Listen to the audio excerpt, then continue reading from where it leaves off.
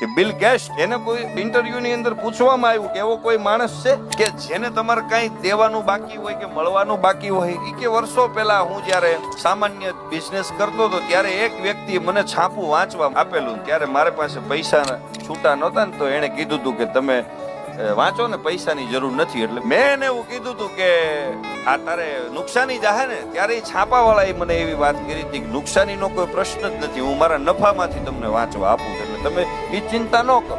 અને એ વ્યક્તિને શોધ્યો, તરત જ સામે આવ્યા એટલે કીધું કે તું મને ઓળખશો?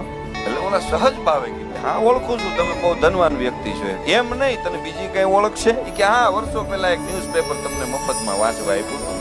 એટલે બિલ ગેટ્સે કીધું કે આ દુનિયાની અંદર સૌથી ધનવાન વ્યક્તિ હું છું, તું ખાલી હાથ મૂકી વસ્તુ તારી, તારું ઋણ ચૂકવવું છે મારે. છાપાવાળાએ જવાબ આપ્યો કે મારે કાંઈ જોતું નથી. કે કેમ? કે તમે મને આપવા માટે ત્યારે આવ્યા છો કે જ્યારે તમે દુનિયાના શ્રેષ્ઠ વ્યક્તિ બની ગયા છો. મેં તમને છાપું વાંચવા ત્યારે આપ્યું હતું કે જ્યારે મારી પરિસ્થિતિ ડાઉન હતી.